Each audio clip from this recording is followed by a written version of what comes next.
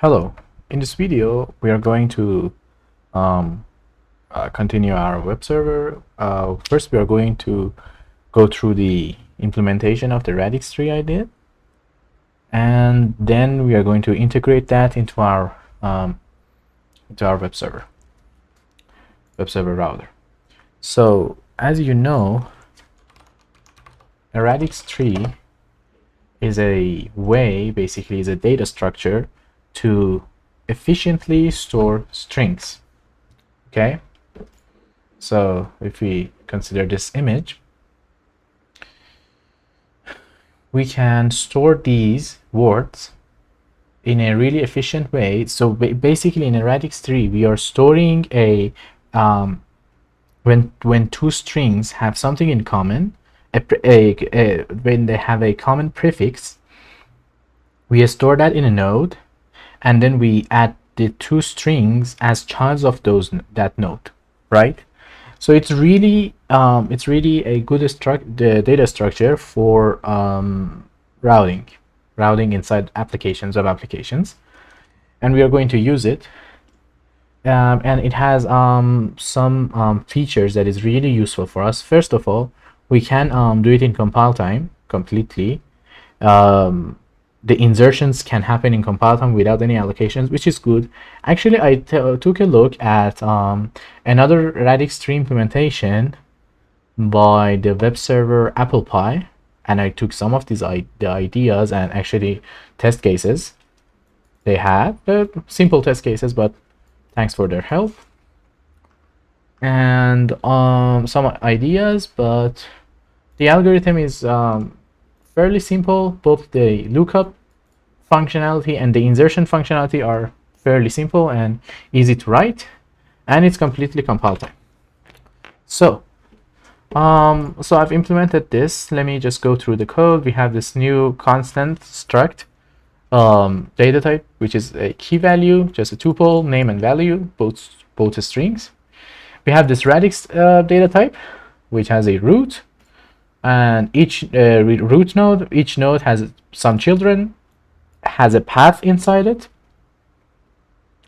So it's basically the path that we are going to match, and has a route index, which is the index of the handler function that we have inside here, inside the router. Okay, and we have also a match strategy. Is either parameter or exact. Exact is for a normal route. Parameter is for path parameters. Actually the thing that made us implement Radix trees. The insertion is fairly simple. We start iterating over the segments of the path given by a user to us, and we split it by slash. We ignore the first slash, and then we start to find the actual exact node. So if we bring this picture again, imagine we want to, for example, insert rubber or rubber, I don't know, the number 5. So we start from here, we take a look, we say, okay, I'm in here. So we do this check. So we have two loops. So we check if the path of this child in here and the path segment that is coming from the user are the same. If they're the same, this is our new current node, and we loop again. For each part of this path, we do this for all the children of the current node. After the childrens are finished, and we didn't and we haven't found any new node to jump into, we know that we need to insert a new node. So we create a new node. We check what should we do about the match strategy based on the path, and finally we just add our newly created node into the current node children, and finally change our current node into the new node and loop again. Finally, we after we did everything, the current becomes the final node that we have, we put the route index into it. Lookup is almost the same. We have the same we have the same two loops, and we just do the same same comparison. What we have is also in here an OR, and if this child path is a parameter, we add this to our parameters list. Otherwise, actually, yes. Otherwise, otherwise we make the child our new current node, and we go through, and finally we return the result. And these are the tests. And if we run the tests again, we can see that tests are passing, which is cool. So I was integrating it in our router.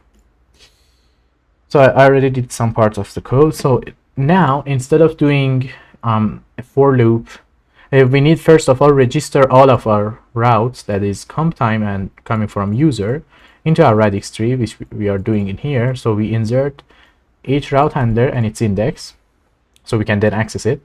And also, for some reason, the slicing, not slicing, the index operator for somehow does not work correctly in compile time. And when I was testing, I approached some, resume async function, the error we always get. I'm gonna actually try that out right now. So imagine we just do route handlers, route index handler function request and response. Try return is better because we don't want to reach here. If we run this, okay, we get some errors because, okay, this is a constant. It cannot be a constant, of course. So I'm gonna say it's a comp time variable. Okay, if we do the curl, okay, weird. Okay, we hit the error, so we cannot use this. And I checked some other projects and found out that we need to use an inline for, so we are going to use it. Handler function. So basically I'm just looping in route handlers and just finding the one with index. And if we've come out from this if, we are going to say not found. We are going to do this correct. And that is pretty much what I wanted. So let's go into main. Check these routes. Let me change this into greet main. Oh, we did miss something in here. So in here, from the route that is coming from lookup, in the result type that is coming from our tree, there is a parameters, which is our path parameters. There is the max parameter allowed, which is 10. I don't think any route have more than this, but maybe we should provide a way to change this. I don't know. I don't know what should we do about this, but I think 10 is enough. So it's gonna put every parameter inside this, so we should update this. So if route dot parameters capture this as params and say request. Okay, so we don't have that actually in the request, so let's add this. So you remember this, we cannot have this because we are in compile time, and in compile time I don't think we can have allocators.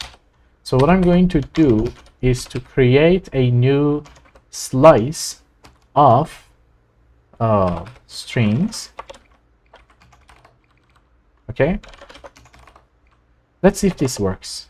I hope this works. Actually, this would be nice. Okay, let's go into routes and do now request.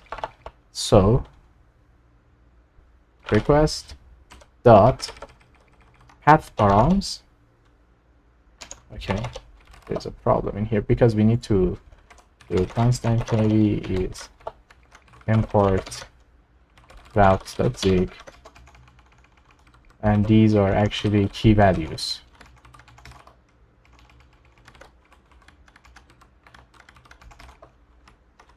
Let's go into routes, and in here we do params.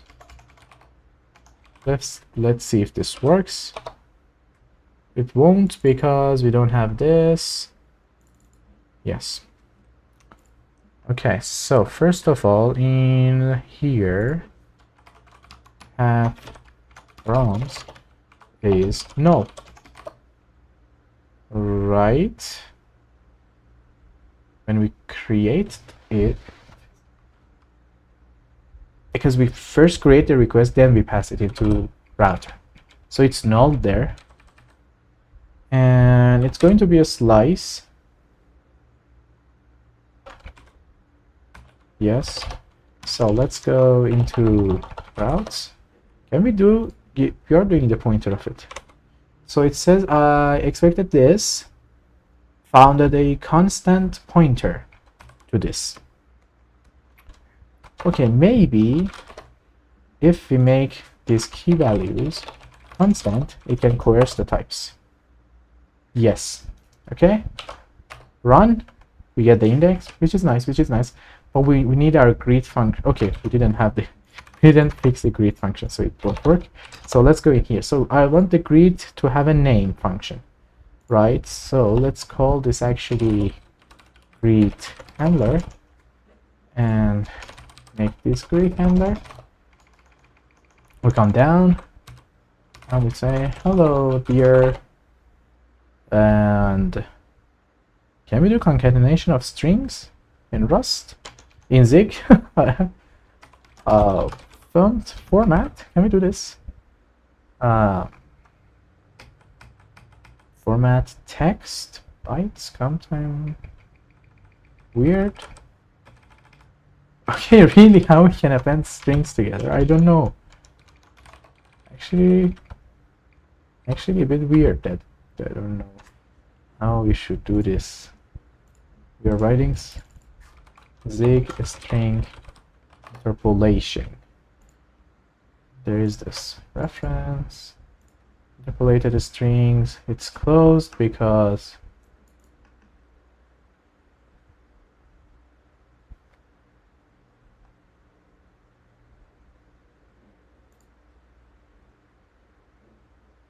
can we do std debug? No, std write std fmt. I really think it should be inside fmt. Renders fmt string with args.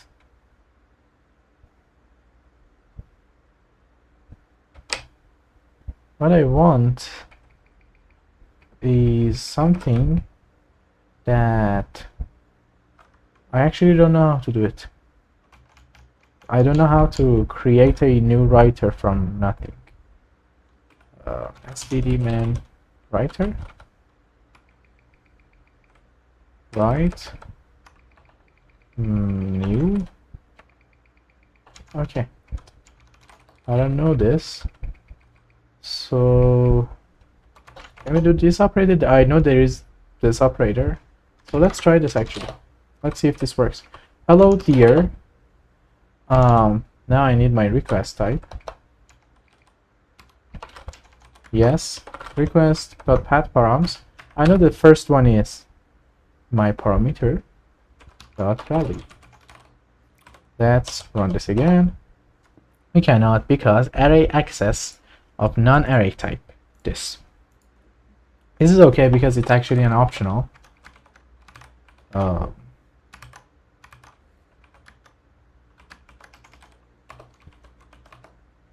Okay, unable to evaluate constant expression.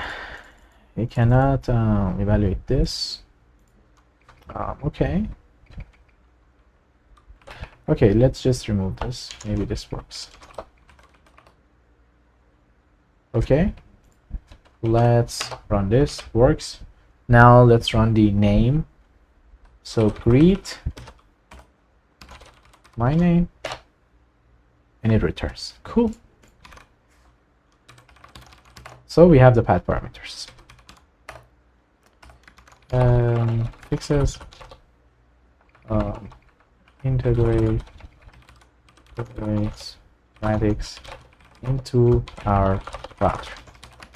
I didn't record writing of the Radix here because actually it took a while and I was at work, so I didn't record it, and it was a trivial thing actually. I basically just copy pasted some code and also used the JavaScript example we saw in here. And it wasn't actually JavaScript, it was like a pseudocode. I used that for lookup. I take a look at another project for insert, and I just assembled something together, took the tests from another project, normal programmer's way of doing things. And yes, I think this is the time when we are going to merge it. So I already have this pull request in here. Okay, let me insert from. Okay, sorry. So let's do merge this. Yes, let's do a compare. We can merge it. Can I see the change? Yes, do the pull request. Oh, I didn't. And file changed are these. This is the implementation of the Radix. These are the testing. This is inside main. It's not important. We added the path parameters into request. That is basically it. So I want to rebase and merge. No, I don't. Can we do squash? Yes, squash and merge.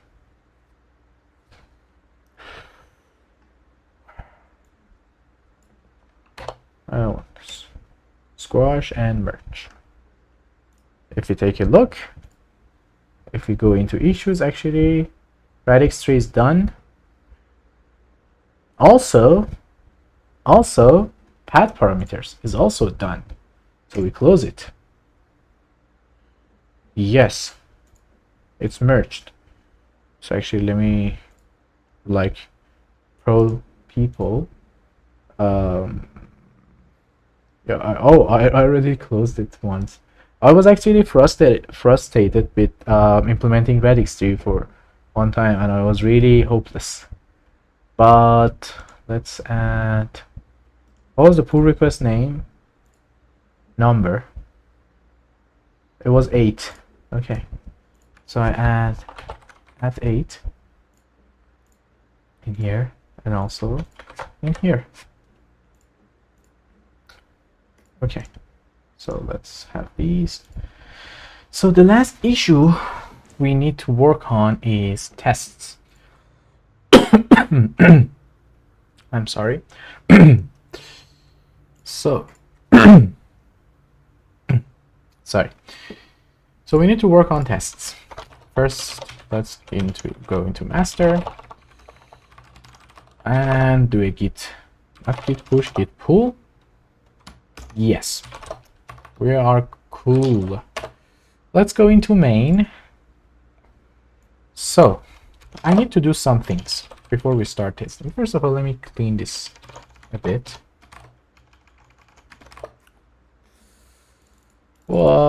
I want to actually make this project. Okay, I didn't want this Zeek stuff.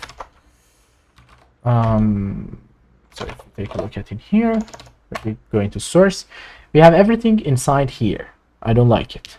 I want to have a binary and also a web server, an HTTP. Maybe it's better if we. Okay, I didn't want this. I don't know what I'm doing. Maybe it's good if we no, actually let's not touch it. So the main usage for this package is going to be users doing it, using it as a library. The binary thing we wanted to do, since I cannot do it I don't know if I can do it or not, but for now we can halt that stuff and postpone them. So I know that my user wants to use it as a library, right?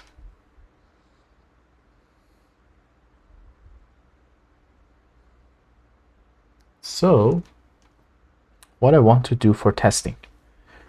So we need to do, so what I need, okay.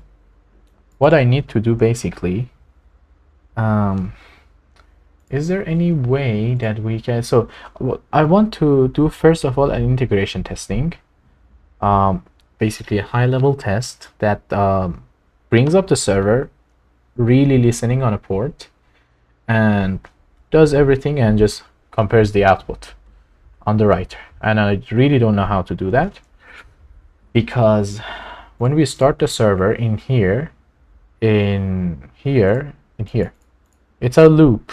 We are inside the loop. I don't know how to do this. Test. Let's see what we can do inside the test.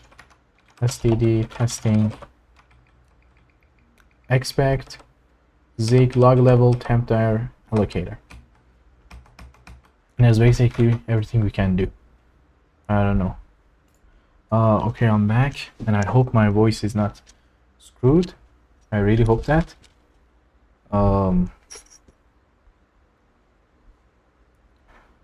Okay, so we were talking about testing. One way, of course, is to do it through, but it's not actually testing using Zig. I want to explore that. I want to bring tea. Let me put this in here so I can see it. And do not forget to eat it. Drink it. So let's see if other projects have tests. This project I used a lot to get inspiration and really thank to the author. Do you have any tests? Do you? Is there any testing? No. You have examples, but there's no testing. Okay. I'm thinking what we can do. Maybe we can use threads for that. So Zig threads. Can we create a thread in Zig to run the listen function and not the event loop. Close this. Thread pools, language reference. Is there any? I don't think. Thread local variables. std thread spawn. Let's take a look at this one. So we have this test. Let's call this let's say std thread dot spawn. So a configuration, a comp time function, and some args. Okay. So I'm going to create a server inside here, or let's just say it's a var server. A server. Let's bring all this code inside here and remove this. No configuration passed. I want to do server dot listen and arguments are nothing. So spawn either returns a spawn error or a thread. So it's server thread. Try this. Unused local variable. Okay, st dot detach import join. Waits for thread to complete, then deallocate. Okay, I don't want this. Detach. Once called, it's consumed thread by invoking other functions. Okay, so we can assume that our server is running when doing this. Actually, we can just do this. So can we do zig test or zig build test? Okay, we have a problem because it says a runtime value cannot be passed to a comtime arg. Okay, we cannot spawn this thread because it's not comtime. Okay, let's see if we can make this a comtime value. Unable to evaluate constant expression allocator. Okay, it's okay because we actually cannot create an allocator. Cannot. Okay. Cannot do this because it needs an allocator. Okay. That's one way to do it. The other way, of course, is to do it for each small part. So for router, we write some. So you see, a router just creates. Oh, router also creates a handler. It's really intertwined. It's actually not easy to write unit tests for. I mean, not necessarily. Because except the async stuff, other parts are handlers, and handlers are basically functions. They're not really and request and response are also simple stuff. I mean, a request is nothing. Only the reader is probably a bit hard to create. I don't know how to create it, right? I mean, we can construct that, but it's not gonna work. This, I don't know how to make it work, but other stuff is actually simple to write.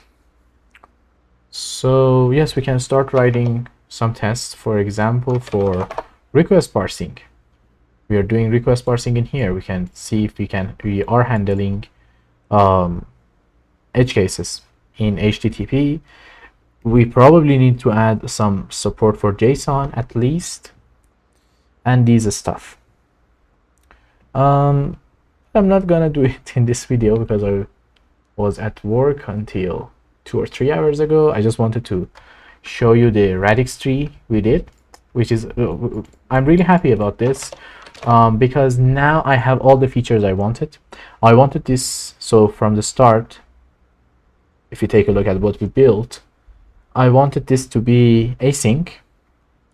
I wanted this to be almost as beautiful as other languages, and I'm really new to Zig. I think maybe there are ways that we can even make this even more beautiful. Do it like router.get, router.put. Maybe I can actually do this through comtime blocks. And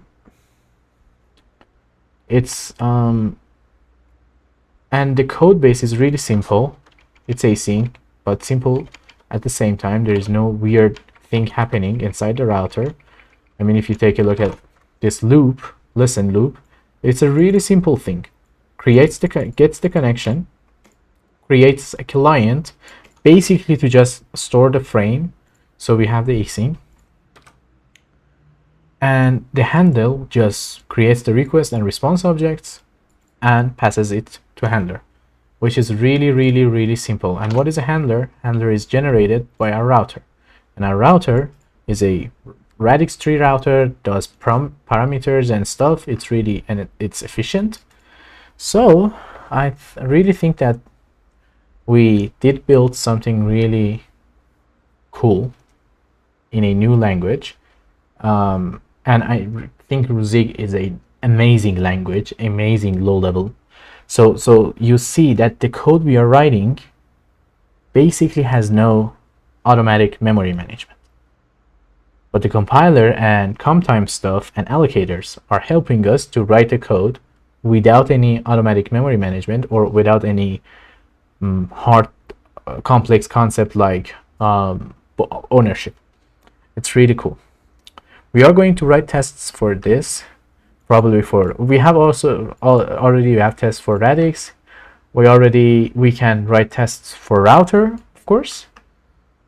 And then for request, response doesn't need any, maybe yes, maybe some of this, but I need to do some studying on how to create streams and how to create readers and writers in Zik. So yes, that is pretty much it. We are closing in on this project. Maybe we have one video or more on this project, and then we move on to a new project. I'm considering some ideas. We probably go with writing a small game, and because I have zero experience in that, and it would be fun. Maybe we also go to write, for example, a transpiler or a compiler, I don't know, some sort of programming language, not necessarily a programming language, even a dynamic workflow engine. So you basically give it a DSL that is inside JSON or YAML, and it will do some, it will create a logical deciding tree for it, so it can respond to different events based on the logic you give it. I don't know, but I don't know what we were going to do, but maybe we do the game. I don't know. I'm gonna think about it, and actually just, you know, tell me in the comments and stuff if you have any specific project that you think it's going to be fun to implement in Zik. Okay, that's it. Thanks for the watching, and if you like the content, subscribe, like, and just tell me anything if you have any questions. If I am wrong in some way, you can do pull request issues on GitHub, my Twitter, you can mention me on Twitter, everything. Thank you very much, and goodbye.